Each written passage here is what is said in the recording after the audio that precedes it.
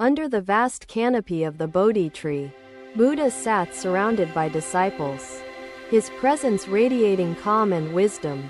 The morning air carried the scent of jasmine, mingling with the gentle rustling of leaves in the tranquil garden.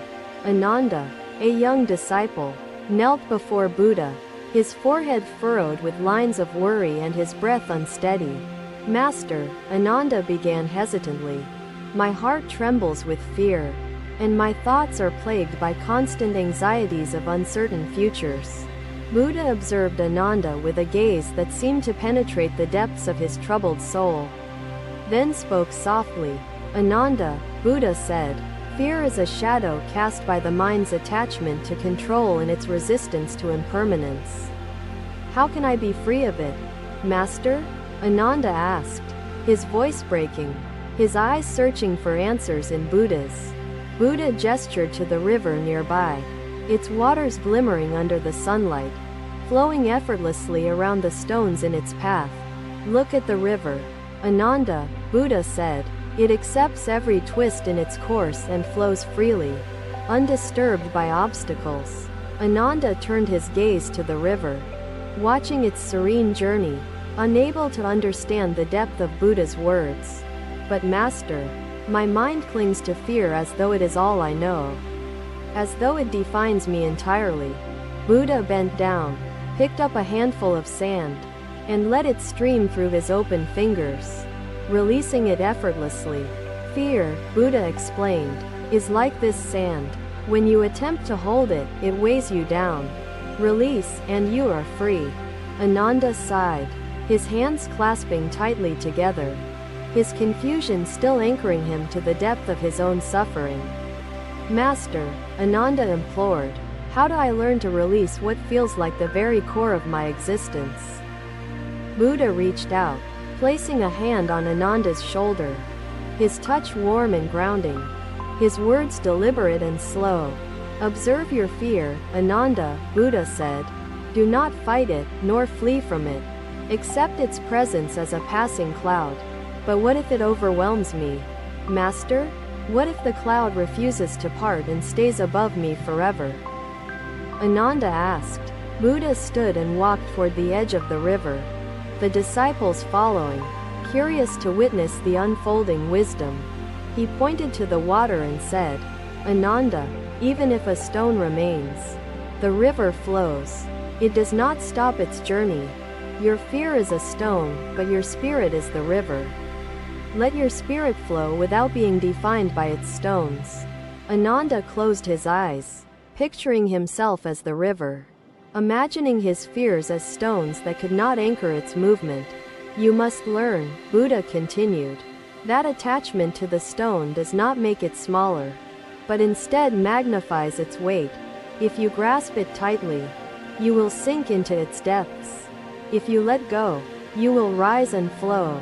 Buddha's words hung in the air like the gentle hum of a distant melody, resonating deeply in the minds of his disciples. Ananda, opening his eyes, felt a flicker of understanding. "Though the path to peace seemed far and shrouded in mist, Master, does this mean I must abandon all hope of controlling my fate, of shaping the outcomes of my life?" Buddha turned toward him and answered, "Control is an illusion born from fear. To release fear, you must release control. Does this not leave me vulnerable to the chaos of life, Master?" Ananda questioned, his thoughts swirling in uncertainty. Buddha smiled gently and said, "Vulnerability is the true strength of the awakened mind. It allows life to flow unobstructed. You fear chaos because you see it as destructive. Chaos, in its essence, is transformation, the seed of growth and renewal." Ananda nodded slowly, his gaze fixed on the flowing river, his thoughts stirring like leaves caught in the wind's dance. Buddha continued, "Each moment is impermanent, each worry fleeting. Attachments bind you to suffering. Acceptance frees you to experience peace. Ananda, walk with me," Buddha said, and together they stepped closer to the river's edge, the disciples trailing quietly behind. "Place your hand in the water," Buddha instructed, kneeling by the river, the shimmering surface reflecting the sunlight like scattered jewels. Ananda obeyed, his hands sinking into the cool flow, feeling the gentle pressure of the current against his trembling fingers. "What do you feel?" Buddha asked, his tone inviting reflection, his presence anchoring the moment in calm clarity. "It is cool, and it flows around me. Yet it moves persistently," Ananda replied, his voice steadying as he spoke. "The river does not resist obstacles." "Ananda," Buddha said, "it accepts them, adapts, and continues. This is the nature of peace. You fear because you resist, because you cling. To flow is to accept without resistance, to surrender without losing yourself." Ananda looked at Buddha, his eyes searching, his heart beginning to grasp the profound truth within his teacher's gentle guidance. "I think I understand, Master," Ananda said hesitantly. "But will I ever truly be free of fear? Free of its grip?" Buddha smiled and replied, "Freedom from fear is not its absence, but your ability to let it pass without clinging." Ananda stood, his hand dripping with water, his gaze fixed on the river's ceaseless journey, his heart lighter than before. Buddha placed a hand on his shoulder once more, saying, "Remember, Ananda, the river's lesson, flow with life, and fear will dissipate." The disciples watched silently as Ananda began to walk, his steps carrying him toward the village, his mind brimming with reflection. Buddha turned to the remaining disciples and said, "Fear thrives on attachment. Release it, and you will discover the path to peace." The words echoed in the hearts of those present, the lesson of the river transforming their understanding of life's currents forever. The sun set behind the hills, its golden light bathing the garden in hues of warmth as the disciples dispersed quietly. Buddha remained by the river's edge, his gaze steady, his heart filled with compassion for those who sought peace within turmoil. Another day, under the soft light of dawn, Buddha walked along a wooded path with Ananda and other disciples. The air was fresh, filled with the sound of birdsong, and the ground was strewn with delicate cherry blossom petals. Ananda walked close to Buddha, his expression calmer but his eyes betraying an unspoken question that rested heavily within. "Master," Ananda began, "I have tried to release fear as you taught, but I still dread the uncertainties of life." Buddha looked at Ananda kindly and replied, "Uncertainty is a constant companion in life. Ananda, it cannot be avoided, only embraced." They reached an open clearing where a single cherry tree stood, its blossoms swaying gently in the morning breeze. Buddha gestured toward the tree and said, "This tree does not know what the wind will bring, yet it blooms." Ananda observed the blossoms, their delicate forms trembling in the breeze, some petals releasing and drifting gracefully to the ground. "But Master," Ananda said, "how can I accept uncertainty when it feels as though it threatens everything I hold dear?" Buddha picked up a fallen blossom, holding it gently in his hand, and said, "The blossom does not fear change. It does not resist the wind, nor does it grieve the loss of its petals. It simply exists in peace." Ananda sighed, his gaze fixed on the ground. "Master, I am not as resilient as the blossom. I feel powerless." Buddha placed the blossom in Ananda's hand and said, "True resilience comes not from control, but from acceptance and trust." Ananda looked at the delicate flower in his palm, its fragility a reminder of life's fleeting and uncertain nature. "Master," Ananda asked, "how can I trust in what I cannot see, in a future that remains hidden from my grasp?" Buddha smiled gently and replied, "Trust is not blind faith, Ananda. It is the courage to walk forward despite the unknown." They resumed their walk, the path winding through the trees, sunlight breaking through the leaves in golden shafts of light. "Ananda," Buddha continued, "the mind craves certainty because it fears the unknown. Yet certainty is an illusion, ever elusive and fleeting. To find peace, You must accept that life's beauty lies in its unpredictability, its capacity for surprise and transformation. Ananda nodded slowly, his steps lighter as he absorbed the words. Though the questions in his heart still sought clarity, they came upon a stream, its waters glimmering in the sunlight as it danced over smooth stones in its unceasing journey. Buddha knelt by the stream and said, "Watch the water, Ananda. Does it hesitate or seek to know its destination?" Ananda observed the stream, its flow effortless and unresisting, moving forward without fear of what lay ahead. "No, Master," Ananda said, "the water flows freely, adapting to its path without question or hesitation." Buddha nodded and said, "And so must you, Ananda, flow with life, trusting that each step is part of the journey." "But Master," Ananda said, "what if my path leads me to suffering or loss? How can I embrace such possibilities?" Buddha picked up a pebble from the stream and held it up. Even the pebble is shaped by the water's touch. Suffering and loss, like the stream, shape you, Ananda. They are not to be feared but understood as teachers. Ananda's eyes filled with tears, his heart moved by the simplicity and depth of Buddha's words, yet still seeking assurance. "Master," Ananda asked, "will I ever find the strength to trust fully, to walk my path without the burden of fear?" Buddha smiled and replied, "Strength is not the absence of fear, Ananda, but the willingness to face it with an open heart." They rose from the stream and continued walking, the forest opening up to reveal a vast meadow bathed in golden light. Buddha gestured to the meadow and said, "Each blade of grass grows without knowing its fate, yet it reaches for the sun. It does not question its purpose, nor does it resist its journey. It simply exists, trusting in the natural order." Ananda stood in silence, his heart beginning to grasp the profound wisdom in the simplicity of nature's example. "Master," Ananda said, "I understand the lesson of the stream and the grass, yet my mind still seeks certainty." Buddha placed a hand on Ananda's shoulder and said, "The mind will always seek. Ananda, let it seek, but do not cling. Observe your thoughts as a river observes its currents. Accept their flow without becoming entangled in their turbulence." Ananda closed his eyes, breathing deeply, feeling the weight of his thoughts begin to dissolve like mist under the sun.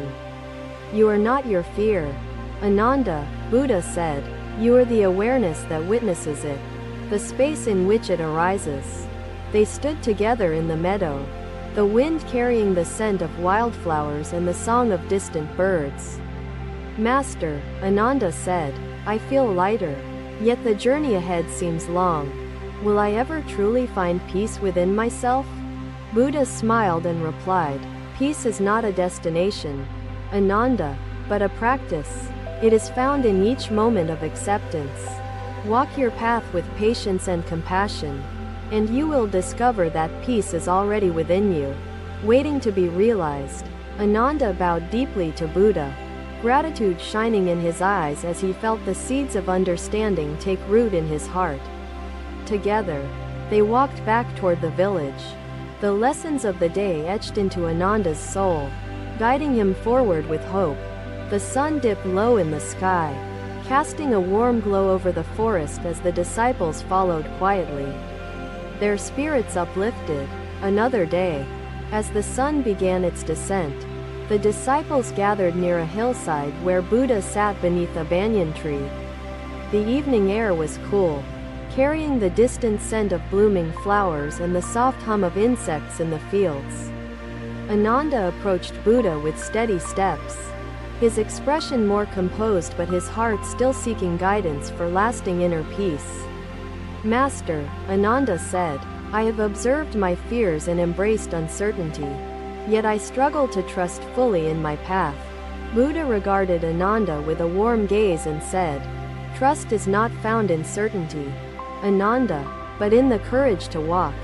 The other disciples listened attentively as Buddha gestured toward the horizon, where the sun cast golden hues across the tranquil landscape. "Do you see the sun?" Ananda? Buddha asked. It descends beyond the hills. Yet you know with certainty it will rise again.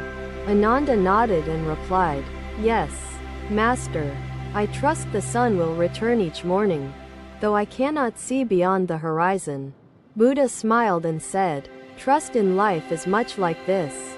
You may not see the path ahead, but it unfolds regardless. Ananda's brow furrowed slightly as he asked, Master, how do I walk with trust when fear tells me I will falter?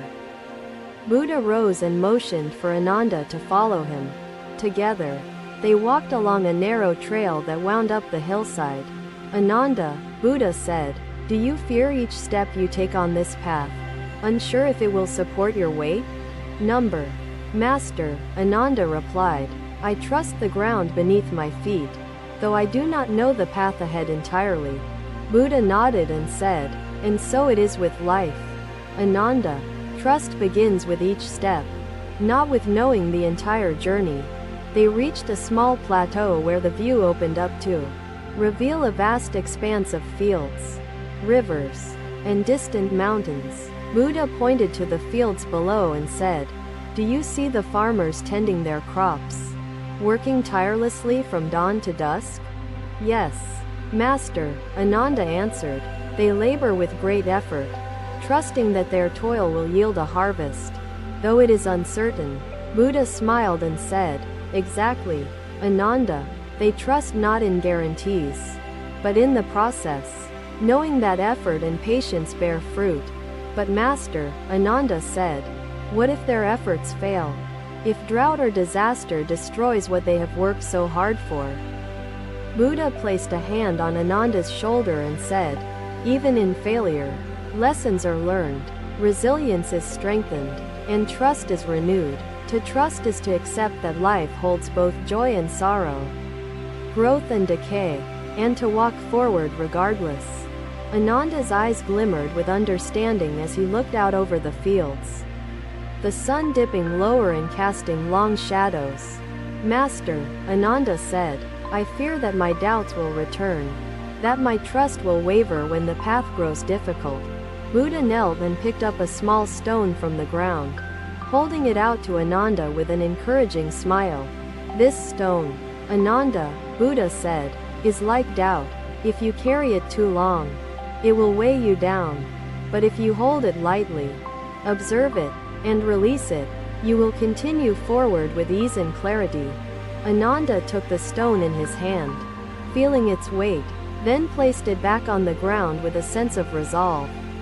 You see, Ananda, Buddha said, trust does not require the absence of doubt. It requires the willingness to move despite it. The disciples listened intently as Buddha's words filled the air with a sense of profound calm and unwavering compassion. Master, Ananda asked, what if the path leads me to suffering or loss? How can I trust when pain feels inevitable? Buddha turned to the horizon, where the last light of day painted the sky in hues of orange and pink. Ananda, Buddha said, even the setting sun surrenders to darkness, yet it knows the dawn will bring light once more. Pain and joy are as the sun and moon, each part of the cycle of life, neither lasting forever. To trust is to know that beyond every shadow lies light, beyond every sorrow lies the seed of peace. Ananda bowed his head, his heart filling with gratitude as he felt the wisdom of Buddha's words take root within him. They began their descent back down the trail, the stars emerging one by one in the darkening sky above them.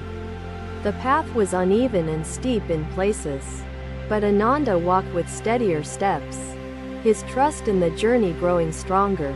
As they reached the base of the hill, the disciples gathered around Buddha, their faces illuminated by the soft glow of lanterns. Buddha spoke to them, his voice gentle but firm. Each of you carries doubts and fears, yet you also carry strength. Trust in your path, not because it is free of challenges, but because each challenge teaches and transforms you. The disciples nodded, their hearts united in a shared sense of purpose and the timeless truth of Buddha's teachings. Remember, Buddha said, The path is not something you find outside yourself. It is within, and you walk it every moment.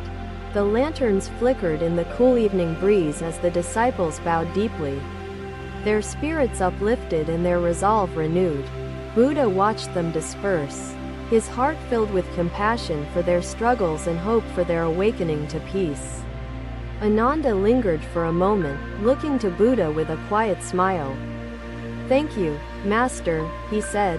"I will walk with trust." Buddha placed a hand on Ananda's shoulder and replied, "And in your trust, Ananda, you will find the peace you seek." Thank you for watching. Buddha's teachings are always with you. Subscribe to our channel and we will see you in the next video.